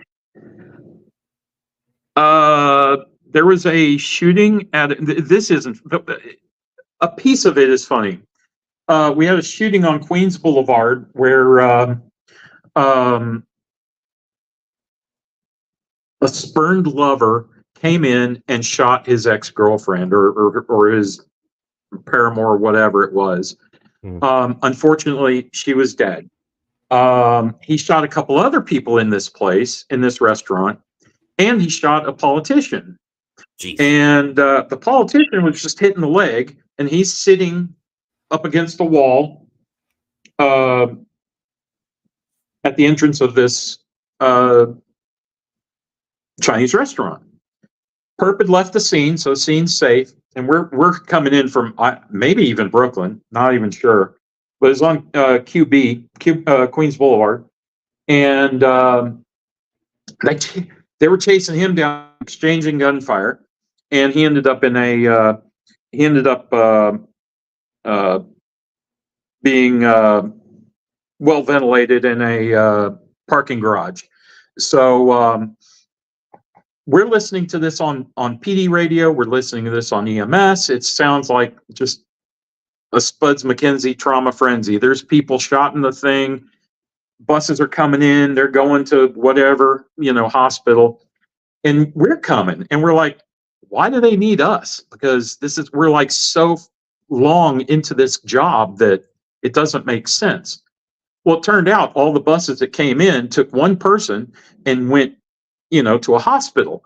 And so there were still some people shot. Well, they had CPR in progress, and they're screaming on the radio, we have one more patient in extremis, CPR in progress. So I'm trying to figure out on the radio, so I have as much information as I can get before we get there. But we come screaming up, and the politician is sitting there, and he's obviously not in arrest because he's talking. And somebody's, put something on his leg. I told him as we're walking up, I go, pull the bandage off, or pull the thing off. They pull it off. I see it's not like, spurting or anything. I go, hold pressure. And we start to walk past him. He goes, hey, you take me right now, blah, blah, blah. He was nasty, but whatever. I worked in Brooklyn, so, who cares, right? And we go straight into, anyway, I said something that probably should have been a career-ending statement, but we knew we had a CPR in progress inside the restaurant. And so we went inside, and we got the patient and then transported. In fact, myself and Kenny Teague were on the front page of one of the newspapers. I was doing CPR on the patient and stuff like that. But the point of the story was this politician, he's shot in the leg. He's doing just fine. And boy, he was fuming because all these ambulances had come through and taken everyone else to the hospital. And he's sitting on the pavement waiting.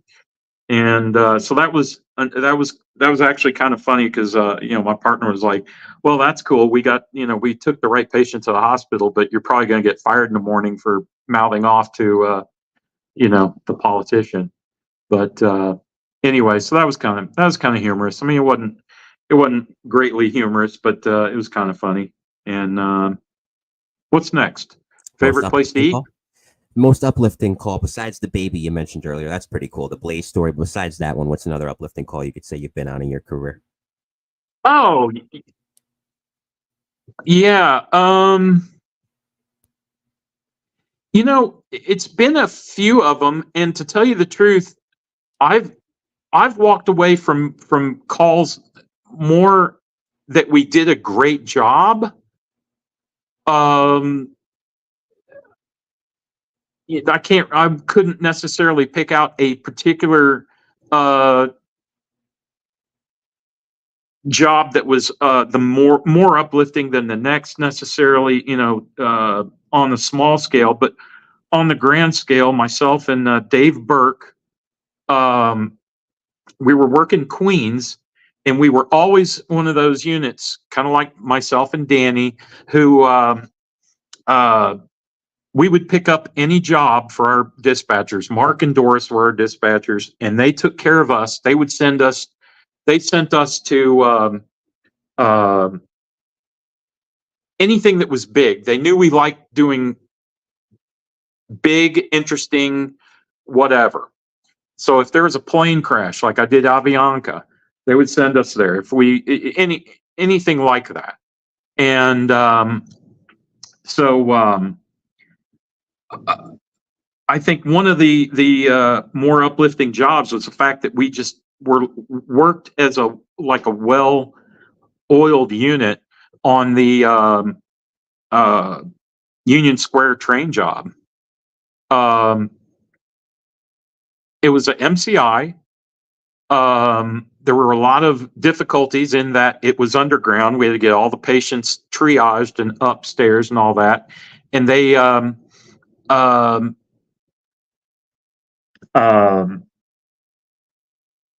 when we drove up, our borough commander Kowalczyk, Chief Kowalczyk was there, and he goes, "I want you two to be the red tag truck. So anything that came out of the hole that had a red tag, an immediate transport goes into our truck. Otherwise, they're going to put them to one of the other units that's on scene." And so we went to the hospital with our first patient, came back around, and they drove us up to had us drive up to the front of the scene and did all that. And it was just the way EMS worked. Obviously, Transit EMRU and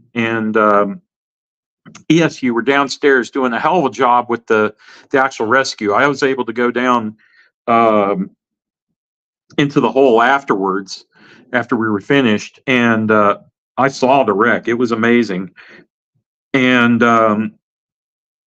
so it was just a really good feeling when we went home. I mean, we were totally shot. I mean, it is hot, humid. Subway's always hotter. It was just, and the adrenaline rush for all night. And I don't know. That was a really, really good call because all the agencies worked together. EMS did a great job with handling the MCI. It was really, I like the big picture stuff, to tell you the truth, and that's why I'm in emergency management now. But that was one of the ones that when we went home, that was a good feeling. And there were plenty of also saving a life. I'll give you the alternate if you want the saving the small picture. We had a stabbing in the street right down the street from Elmhurst Hospital. Well, we get there, and I was kind of the senior guy on the truck, so I'm not going to say I ran the show, but I said, "Hey, this is what we should do." And my partner was good at taking my advice or whatever, because we don't have team captains or anything like that on our bus. And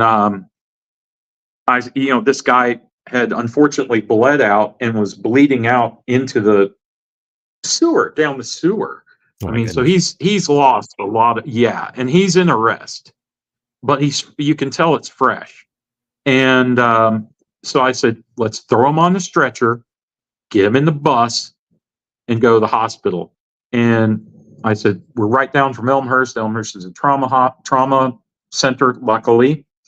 And we literally went the 2 blocks, if even that, parked in the ER, and got the patient out.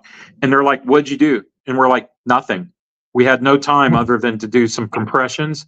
And I literally had gotten a bag valve mask out of the compartment and had opened it up and was able to give him some air, oxygenating the lungs, but it's like nothing else. And that was a good it was a good call. We didn't dally. We knew that he needed a trauma surgeon, not a EMT, and we didn't withhold any treatment. We just couldn't we were just so fast in getting him loaded and to the hospital that there just wasn't anything to do. That was a good feeling. We didn't waste time. We didn't wait for backup or anything like that. And he later on, that was one of my pre-hospital saves.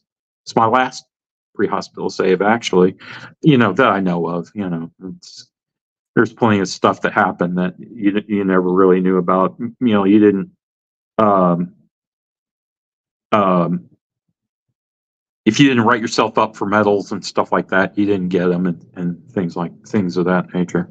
I've heard that from a lot of the FDNY. Well, same thing with the NYPD guys too. They said the same thing, that they generally, and they would decline to write themselves up a lot from the humility factor. So I can see that. The third one is funniest colleagues you worked with, and then we got 2 more in the rapid fire. Okay. So who would you say the funniest colleagues you had? Funniest? Yeah.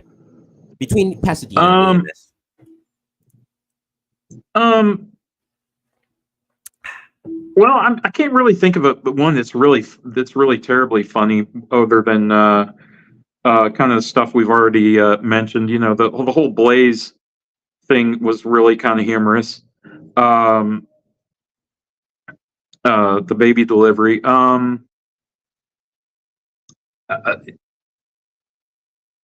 And you know, in Pasadena, I will say we've had some good stuff where the you know, we get a fair amount of fires and things like that, but we don't do EMS, which is kind of cool. And it's,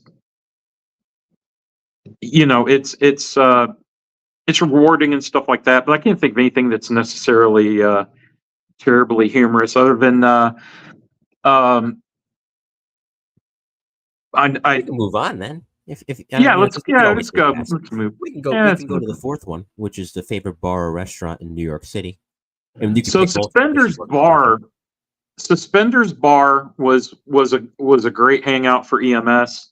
Mm. And there was a place that I loved called the Call Box, which was owned by one of the FDNY guys, and it was on I think it was on the LIE in Queens, and unfortunately, it wasn't there for very long. But you know, obviously a big hangout for fire, and there were some EMS guys that went there as well, and that was pretty cool. And then of course, my favorite, I guess, was actually in Long Island, just in Elmont, Murph's, and that's where I took my wife to a lot. And the final But question of the rapid fire is: any advice that you'd give a new EMT that's just got certified? woof. Well, after listening to you the other day, I was kind of thinking about that. You're Starting during to your yeah. during the other volume too. Yeah. I would say get as comfortable as possible with EMS before you go into a fire department, or worry too much about suppression. I'm not saying, you know, don't do your training or don't do volunteer work, but do what you can to get very intimate with EMS. Make sure you can do it. First of all, there's some people who went through the entire academy, went out on the streets, and they quit. They're just like, you know, This isn't for me. Yeah. this doesn't look like emergency. Well, you know, hate to tell you, emergency was pretty clean, and you know, there's a lot of messiness to EMS without going into detail. Let's just leave it like that. But and it's the same in the fire department. There's guys who quit the fire department because they didn't realize how claustrophobic they were, and you put them in a mask where you only have, you know, a little bit of a view, and you put them in a smoke condition, and you know, then they put you in a, say, maybe they make you do a confidence course, mask confidence course, where you're going in and out of obstacles, and maybe you have to do a reduced profile where you take your pack off and push your pack through first while you're still breathing. You know, you got your mask on, but that's how you're going to, you know, weasel your way through, you know, a small hole or whatever. Or say you've breached a wall, you need to get through that, and you're not going to get through it with yourself and this big old tank on your back. So, Right. you know, there's all sorts of training that you have to, that's good to get used to before moving on. And EMS wise, I would say just get as comfortable as you can. If you can do clinicals, do your clinicals and take them seriously. Don't try to get somebody to sign you off or whatever just because you want to go, you know, go home or go to the beach or whatever. Man, use that time to learn, which you know, most people do. But you know, there's some people who are like, oh man, I got to go to the Rangers game tonight. Well, that might be an excused absence. Valid But reason. Yeah, that's valid. But you know, if they're just going to the beach or something, or taking their girlfriend, your girlfriend will be there next week. You know, learn what you can. Go do, you know, and get in there. You know, uh, get messy, so to speak. Get your hands dirty. You know, wear your proper protective gear, of course. But you know, get in there, and if somebody goes, hey, have you ever done manual heart massage? No. Come here. You know, I mean, That's what I want. whatever it is, do it. Get used to it. You know, Well, that'd be about the best I can think of. Oh, and learn to drive a truck. well, that too. I mean, that too. I'll be reaching out to you. I'm not even kidding. I'll be reaching out to you for advice and some potential tutoring when the time comes, because I need to pass this. And that's the main thing. Before I can make the jump to being a fireman, which is the ultimate goal, I'm gonna ride Right. the streets for a while, and rather be Right. I'm gonna volunteer. That's a given. But I want to ride the streets for a while with hopefully an ambulance corps too, if possible. Get that experience Yes. before I make the jump. That way, listen, there's no secret. By the time I go to the academy, I want there to be virtually no secrets. So, and part of that is Yes. obviously getting the medical component down pat. So, talking to guys like you, talking to guys on the fire side, the ESU side who have that training, for all you that have that training, believe me, I'm going to be reaching out and being annoying these next couple months. Well, and that's good. That's I certainly don't mind giving any insight that I can, and you know, just moving patients can be a huge. Mhm. I'm not going to say a pain. It can be a challenge. You know, you've talked to guys that moved 600-pound patients and stuff like that. Well, your EMS, they're going to look to you for answers, and Right. you may be the one who goes, oh, you know what, we need a cargo net. Well, good luck if you Right. got one handy. But there's all sorts of little tricks of the trade. You know, the best thing in the world is rolling up the if a patient's on a bed already, roll up the sheet that they're already on, and transfer them onto your stretcher. It's much easier than trying to drag them across and stuff like that. And those are little tricks that you'll learn in your volunteer ambulance, more than likely. And then when you go to a city and they put you out on a bus, yeah, they may give you some academy stuff, but it's probably going to be more medical training than actual how to move patients and things like that. That I had to learn on the private ambulances, and so yeah, it's definitely an interesting thing. That's probably, if I was going to tell anybody about something else in EMS to learn about, MCIs and moving patients appropriately is something that be nice to touch on more, just a little bit more. Yeah, for sure. Chris, this has been great. It's been a long time coming to get you, and I'm glad that you were able to step in. We always talked about this, so to see it come to fruition is definitely a very nice thing. So before we go and I say goodbye to the audience and stick around, we'll talk briefly off air. Any shout outs to anyone or anything you want to give? Oh my gosh, so many people to shout out to. Shane Tilley from Galveston. I mean, he was always helpful with training me. Oh my gosh, there's just so many guys. Chris Austin, all that bunch. Ron Pfeffer, he's on the chat if I'm not mistaken, and he's been texting me as well. And God, he's a great guy. He was at the World Trade Center. He's seen a lot. And he was with me on the streets in Bed-Stuy, and he was later on in the original HAZTAC unit with me, and in SOD.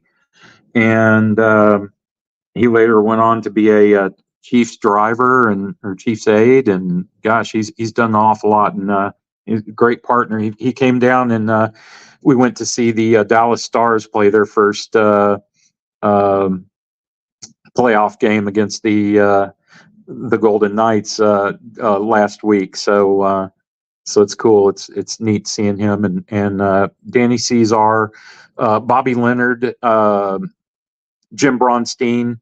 Good Lord, there's just really a lot of guys that helped me out along the way and are still friends or still help me out or whatever. We we still keep in touch and stuff. The original Hashtag guys, Yitz Garfinkel, Dietz. I mean, Rosenberger. I mean, there's a lot of really guys that have been there for forever, and I have plenty of people that you should talk to on your show if you ever start running out of ideas. By all means. Jim Yeah, Bronstein's. Yeah, Jim Bronstein's one that comes to mind right off the bat, and Bobby Leonard. He had a great career because he went to Office of Public Information, and so he's gone to every big call, and it's just lots of good guys out there, and it's cool. I appreciate the fact that you had me. I know I'm on the nationwide side, but EMS is my main claim to fame, so to speak, and I appreciate you having the EMS guys out here. Steve Kerr, obviously, he is the man, and so lots of good guys. I'm glad to see that more EMS guys on here. I'd like to hear from some EMS guys from some paramedics from like LA or Boston and stuff. That'd be cool to hear. And I can find them on LinkedIn, I'm sure.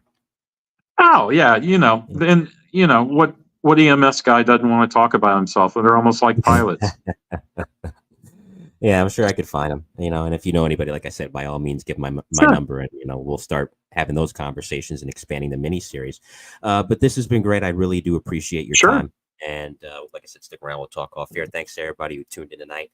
Coming up next on the Mike the New Haven podcast, we have a Best of the Bravest FDNY edition, and that is going to be with, like I said, it's funny, Joe Bonanno. You think of the mobster, so I joked, and I'll mention this joke again for the promo of the show. There's the bad Joe Bonanno, but this was the good Joe Bonanno because he was actually helping people out there in New York City.